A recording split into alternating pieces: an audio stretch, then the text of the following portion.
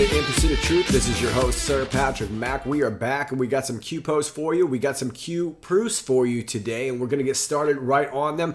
I was in the process of putting together another video for you, so we are only going to be covering the Q posts in this video, but we are going to do that now. So grab the coffee, fist bump the neighbor, and let's get started.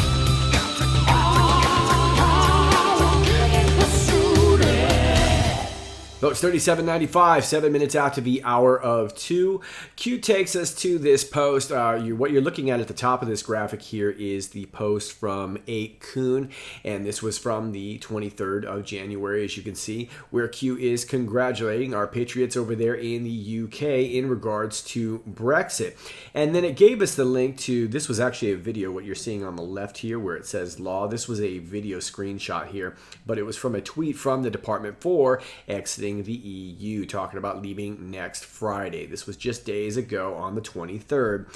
And there you see Brexit being scheduled for a couple days from now, January 31st. Very exciting news. Well, it looks like Q is connecting this to this post here, 6:58, and this is from back in January 31st, 2018, where Q simply said Freedom Day, and then we have a freedom underscore. Now, we've seen this in relation to a couple of other things in a couple of different posts here. I'm not sure if this is in regards to some sort of articles or some sort of documents that we're talking about. Could be people that we're talking about. I'm not sure, but Q showed us some numbers in some separate posts when they've used the word freedom with all caps here. But either way, the Anon here who made this graphic is making the connection that Q did indeed pick this out, calling it a Freedom Day back on January 31st, 2018, which would suggest that not only Q team was on top of this, but this is indeed global. So this Brexit has been in the works for quite some time, but it looks like the actual date has also been in the works for some time.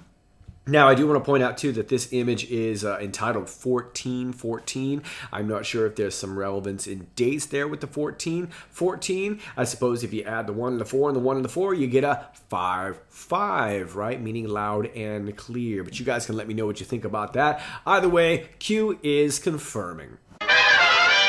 Post 3796, we get a Twitter link, and Q says, important. Well, then I guess we better check it out. Takes you to the Twitter status of @Boomer4K. So I guess he's a high-definition boomer. Watch Representative Ratcliffe tell Maria Bartiromo why Schiff is hiding the 18th transcript. Wait a minute, 18th transcript? I thought there was only 17. I know, but he's saying there's 18. That means there's another. There is another. That's what I just said. I hope this comes out tomorrow. The American people need to know about the hashtag Atkinson transcript. You haven't heard about the Atkinson transcript? That's the transcript that doesn't eat any carbs. No, I'm just kidding. I made your montage. Let's check it out. Oh, it's a montage, because we ain't trying to watch the whole dang thing now. If the transcript of the call between President Trump and President Zelensky showed anything wrong, much less anything criminal or impeachable, why wouldn't you just read that into the record? Instead, what the House managers did was they tried to make up their own transcript. They tried to make up one that was better, that said what they wanted it to say, what they needed it to say. So tell me about the evidence that you have not seen. You are one of only 2 congressmen that were able to see the redacted documents throughout the entire Russia collusion narrative that went on. It is you, because of you, Trey Gowdy, Devin Nunes, that I knew that this was actually not true, that the whole media landscape was going with, that there was any collusion. There were 18 witnesses that the House prosecutors had for this, but you have not seen all 18 transcripts. Is that right? That's exactly right, Maria. The House managers kept putting up charts talking about the 17 witnesses, but there were 18. The 18th was the Inspector General of the Intelligence Community, Michael Atkinson. He was the second witness interviewed on October 4th. I was there. It's the one transcript out of 18 that hasn't been released. It's a 179-page transcript, and you can bet that if that transcript was helpful to Adam Schiff and the Democrats and harmful to President Trump, everyone would have seen it by now. But instead, it's just the opposite. It's the one transcript that talks about Adam Schiff and the whistleblower. Now, everyone knows by now that Adam Schiff was not truthful about his contacts with the whistleblower. What they don't know, and what's in that transcript, is that the whistleblower wasn't truthful about his contacts with Adam Schiff. This whole thing started, Maria, when a whistleblower filed a complaint with the Inspector General under penalty of perjury that wasn't true and correct, made representations in writing and then verbally that weren't true and correct. And when we found that out and tried to get into the details of that, Adam Schiff, who was in charge of this investigation, shut it down, and now he's trying to bury that transcript. Okay, so we have a glaring omission from some of this testimony, and this is about 8 hours worth of testimony from this Michael Atkinson. So it seems like it would be pretty important. After all, this was the guy who was actually approached by the whistleblower, whose name I'm not allowed to say. His name rhymes with Larry Barbarella. Anyway, there is a video of it right there. As you can see, this is from October 23rd. We already told you about this thanks to people like Greg Rubini, Chanel Rion at OANN, and a handful of others. We brought this to you months ago. But of course, YouTube set my video to private, so if you're watching this on YouTube, you won't be able to see it. That will probably be a subject of a future lawsuit at some point, but for now, you can still see it over on BitChute and DropSpace. Just go to my video section. You're going to have to scroll down a little bit until you get to October 23rd, but as you can see, there it is right there. Now, I do want to point out that I did get one picture incorrect in this video and made a correction video. The correction video has been removed on all platforms for some reason, but the rest of the information is still correct. At the time, we had a real hard time getting pictures of this guy, and so there's most of it is correct. It's just one picture in there that I wanted to make a correction, and I made a video, and that one was taken down. But great information there, and you can go check that out. But Michael Atkinson, senior counsel to the Assistant Attorney General over there at the NSD, the National Security Division of the Department of Justice. So he would have been legal counsel to people that were lying about FISA, people like John Carlin, Mary McCord, people who were lying to the FISA court. So we would definitely want to know what this guy has to say, right? Well, this should be all part of Durham's investigation, as Nunes has kind of alluded to earlier on in the month. He did an interview with Sarah Carter over there on Sarah Carter's website, and you can see it, I believe it is from January 4th. It's an audio interview, but he talks about how Republicans have an investigation into Atkinson. Now, Atkinson, at the time, there was no subpoena power, which is what Nunes is saying. They can't necessarily call him back, but it looks like he gave some sketchy testimony, and that's exactly why they want to look at this. 8 hours of testimony. Meanwhile, you've got Adam Schiff over there talking for 4 hours. So think about it this way. Adam Schiff spoke for longer than the movie Yentl played. Yeah. Anyway, but he left this big piece of information out. And of course, Adam Schiff has a lot of vested interest in protecting this quote-unquote whistleblower, as we've already seen, because it leads right back to him. So this should be very, very interesting, and hopefully this will be coming out. But like I said, this should probably fall under part of the U.S. Attorney John Durham's investigation. So it would seem to me that this 8 hours worth of testimony would be pretty interesting stuff. It's going to, show that a lot of the members of our intelligence community were using these 702 searches. And remember, these 702s were reserved for foreign nationals living abroad. And of course, they were misusing this and using this to spy on members of our own community and our own Congress, our own politicians, and the like. So it looks like people would love to hear again from this Atkinson. Now, whether or not they're going to be able to subpoena him, I do not know. But if Durham is able to show that they broke the law, then that would be a horse of a different color. But either way, sounds pretty important. Let's move on. Post 3797, 19 minutes after the hour of 2Q, refers us to this post here. This was posted anonymously, but this is a tweet from POTUS himself that says the witch hunt continues. And this was a retweet of Joel B. Pollack, who is a writer over there at Breitbart, who is talking about Jay Sekulow. Jay Sekulow's argument is passionate here. He's telling the Senate that if they remove Trump in the middle of an election, after his campaign was spied on by the government and smeared for Russia collusion by the House managers, they will be, and it goes on to say, part of something evil. They will be part of something evil. Now, this tweet was sent at 1:09 p.m. on the 28th, and so was this post that we saw here, 3796, the one we just covered, also timestamped at 1:09. So literally at the same time, which is what Q is saying here, 0-minute delta, meaning zero space in between, less than a minute even, and then gives the time zone here. So they're implying that this is another simultaneous proof right here, and this is a way that Q likes to let us know that they are still indeed active and close to the POTUS. So once again, another Q proof. Q says, having fun yet? Q. Post 3798, 26 minutes after the hour of 2. Q is responding to an Anon who says, I'll have fun when things start happening in our favor. Q says, play a game of where are they now? And then this first section here appears to be the people that they've kind of gutted, and then, of course, what they've installed down below. And much of this happened immediately after President Trump took office, but in particular after the December 2017 executive order that took away funding for anyone across the globe that has been related to human rights violations. That's when we really started to see CEOs stepping down. Think Google, Eric Schmidt.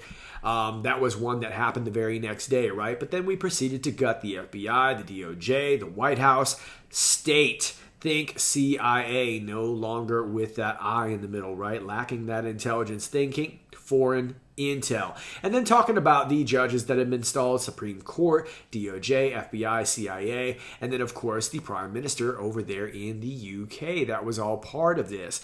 And according to this Q proof that we just saw a couple posts ago, evidently this has been quite some plan for quite some time, right? Think the best is yet to come. And oddly enough, that was the very last, or one of the very last lines that the POTUS said in his speech today in New Jersey at the rally. And I have a screenshot of it here. This was just from the Fox's YouTube, but I immediately hit pause right after he said the best is yet to come. And as you can see, it stops right there on 1 hour, 55 minutes and 50 seconds. Oh, there's a little 5 right there. It's probably just a coincidence though. Either way, best is yet to come. Let's move on. Post 3799, 39 minutes after the hour of 2. Q says, you didn't think we highlighted Epstein for no reason, did you? Those who were once protected are no longer. Timing is everything. Hunters become prey. Okay, well, I have a few things I want to say about this and a few things that I want to save for another video. But timing is indeed everything. And I find it very curious that just a couple of months ago, we were all talking about Prince Andrew and, of course, his relationship with Virginia Giuffre and, of course, Jeffrey Epstein, which seemed to be very damning. So much that even the Queen was distancing herself from him and kind of sending out a bunch of cryptic messages herself. Now, all of a sudden, we have this big, massive story about Prince Harry and Meghan Markle, who are leaving the royal family to go diversify their funds. I mean, to go start a new private life out there in Canada with Frank Giustra. So, all very suspect. And this sounds like the royal family is about to take a monetary hit, and this is a great way to spread out the funds. Hint, hint. Wink, wink, right? But in another way, it serves a purpose of kind of covering this whole story while everybody has been sort of romanticizing this whole story with Meghan Markle and Prince Harry. Of course, the clear connection that we really want to see is what did Prince Andrew have to do with all of this? Now, I want to take you over here to this article from AP on the 28th in regards to Prince Andrew. Prince Andrew called uncooperative in Jeffrey Epstein probe. And I only want to just suggest one thing at the moment that I noticed that most people who are actually talking about this story is liberal media. And all of a sudden, they're starting to pay attention to this.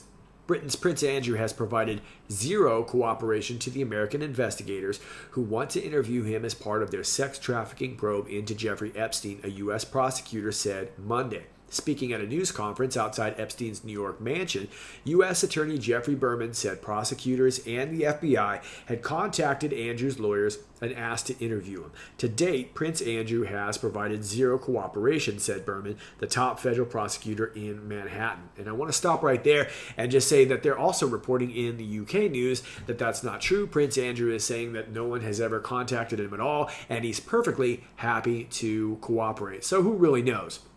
But it says in this article that Buckingham Palace declined to comment. Andrew announced last year that he was withdrawing from his royal duties, wow, almost like somebody else we know, amid renewed public attention on a woman's claim that she had several sexual encounters with the prince at Epstein's behest, starting when she was 17. Virginia Roberts Giuffre said that after meeting Epstein in Florida in 2000, the millionaire flew her around the world and pressured her into having sex with numerous older men, including Andrew, two senior U.S. politicians, a noted academic, wealthy financiers, and the attorney Alan Dershowitz, who is now part of President Donald Trump's impeachment defense team. So can this story really get any crazier, right? So that's what they're reporting, and like I said, out of the UK, they're reporting that this didn't happen and that Prince Andrew is indeed cooperating. So is he cooperating or not? It's hard to really know. But the curious thing is that you have both Prince Andrew and now Prince Harry, quote unquote, distancing themselves from the royal family, which suggests to me that they are doing one thing in particular, moving money. Got a flashback aside, yeah, take you back, yeah. Taking you back to post 3689 from the 16th of December 2019, and an Anon had made a tweet in regards to an older Q post featuring this watch right here. And this was dropped, actually, mine says December 3rd, but I'm from the future, so it was actually the 2nd of December. But as you can see right there, the watch is pointing to 129. Well, keep in mind that today is January 29th. That is also a 129. Q said there, trip confirmed to relay _1 through 99Q. And then asked us about it again in post 3685, where we see the watch again. And Q says, Anon's determined significance of 129 from December 2nd drop. What was released precisely at 129? Okay, so here in this post, 3689, we pointed out we have three things issued at 129, aka Q watch time. The IG report was released at 129, and then of course so was the Durham rebuttal and the Barr rebuttal. All of these things were released at 129. We have confirmation that there are no coincidences, so that means one of the three things. Number one, Horowitz, Durham, and Barr are all in communication with Q, or number two, Horowitz, Durham, and Barr were specifically directed by Q+, being the POTUS, to issue their reports, rebuttals at precisely 1:29 p.m. Why POTUS? You'll find out, just do it. Or some combination of the above. Okay, and this is where Q says timing is important. Well, now Q says timing is everything. So it's probably a reference, right? How many coincidences? Use of coincidences essential not to violate national security before mathematically impossible. FISA equals start Q. Okay, so we saw some proofs right there, but I did want to remind you that again we saw 129, and of course today would be 129. So will we see one more drop in relation to that, or one more quote unquote coincidence? You tell me. Just thought I'd let you know. Post 3800, 46 minutes after the hour of 2, we get this picture right here, a very familiar picture of George Washington crossing the icy Delaware River in his Durham boat. That's right. And then we get a link to Wikipedia. The Durham boat was a large wooden flat-bottomed double-ended freight boat which was in use on many of the interior waterways of North America, beginning in the middle of the 18th century. They were displaced by larger, more efficient canal boats during the canal era, beginning with the opening of the Erie Canal in 1825. The Durham name became associated with this boat type due to their use by the Durham Iron Works of Durham, Pennsylvania, for hauling freight on the Delaware River. They are also noted for their use in Washington's crossing of the Delaware River during the American Revolution. Well, how about that? And Q says Anons found the subtle hint dropped in the beginning. Think Durham start, think Q start? Well, we've talked about that before, nearly simultaneous. That was back in October of 2017. Probably, you could argue it was the same day. It was probably within about 48 hours of each other. Q says, you have more than you know. Q. And of course, we find out more about that anon in 3801, 20 minutes after the hour of 3. We get another Twitter link to Enoch on Twitter at Eel Knuckles. Update, who is helping POTUS? Last line of Q post attached. It was right in front of us the whole time, Anons, in one of Q's first drops. Q included the Delaware crossing. Those boats sure did help POTUS. Durham appointed the same day as Q's first post, and they are including this older Q post here. This was from the 31st of October 2017, and of course the last line, how is POTUS always 5 steps ahead? Who is helping POTUS? And then you see this here, SCIF being a sensitive compartment information facility. But of course, Q has also used that F in brackets to refer to foreign intelligence, military intelligence. What is state secrets and how upheld in the Supreme Court? What must be completed to engage MI being the military over other 3-letter agencies? What must occur to allow for civilian trials? Okay, so Q's been telling us all along that Durham was indeed our guy, and it looks like they've been telling us since the 31st of October 2017. And of course, Eel Knuckles on Twitter, who's quite a Twitter all-star these days and a Q all-star these days, was one of them who helped us find it. So congratulations to you, Enoch, on your shout-out from Q once again. Q says, do you believe in coincidences? Where is the rally held tonight? Well, the rally, of course, as many of you know, was being held in Wildwood, New Jersey, where the POTUS sold out once again like a rock star. And oddly enough, at the end of that speech, POTUS also mentioned Washington. So I'm sure it's all just another coincidence. And here's another fun coincidence for you from Question Everything on Twitter, who says, another Q proof / message to Pelosi number 3801, referring to the Q post. Q significance of January 28th rally in Wildwood, New Jersey. The Battle of Turtle Gut Inlet, 15 months after the start of the Revolutionary War and the blowing up of the vessel Nancy, spotted on January 28, 1776, approaching the inlet at Wildwood. The more you know. Post 3802, we've got Q proofs galore. You may have a lot of Q proofs, but I've got much more. This one is at 16 minutes after the hour of 4, and we get another Twitter link. Q says confirmed, and it takes you to the status of Johnny Nashville, who is actually commenting in the thread of Eel Knuckles Enoch on Twitter. Misspellings are important in Q posts unless later corrected, and POTUS tweets, they assist in decodes. The above Q post was referencing Durham. Boat as hint, missing D as confirmation. Okay, so we saw the boat as the hint, but here's what they're highlighting here in that post that I just read you. You can see right here, was the election supposed to be rigged? And of course that is missing a D, and they are highlighting that missing D along with the picture of the Durham boats was a way of showing us that indeed this reference was with Durham, that Durham has been aligned with Q all along, and that this has been planned since the very beginning. Very nice. Nice on you, Johnny Nashville. Post 3803 comes in at 18 minutes after the hour of 4, and Q is just pointing out what we just pointed out. It's just done in one graphic here, and Anon has put the comment showing the missing D in that post and showing Johnny Nashville's explanation. Looks like they were explaining it here to Tuna, who says, I don't get it. Can you explain? So thanks for explaining, Johnny Nashville, and thanks for giving Tuna a tune up. Q, of course, is confirming, and we, of course, are moving on to 3804. 50 minutes after the hour of 6, we get a link to this YouTube page right here, entitled, This Video Will Get Donald Trump Elected. This is a 5-minute and 48-second video. We've talked about it many times before in the past.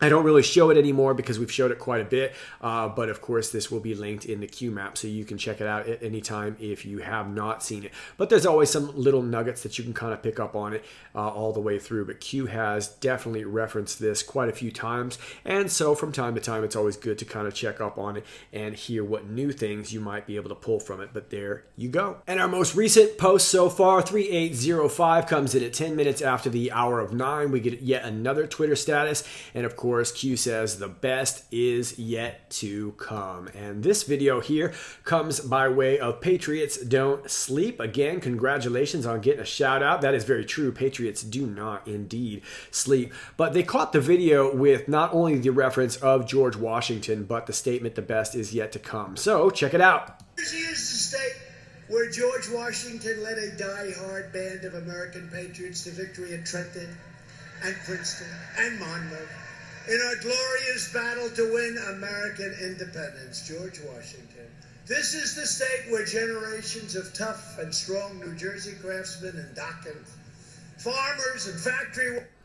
So there you go. It looks like they doesn't say the best is yet to come in this video, but it's right around that area. He does indeed said it. And of course, the crowd goes absolutely nuts. I can't even imagine how many people were at this rally. It was well over 100,000 people.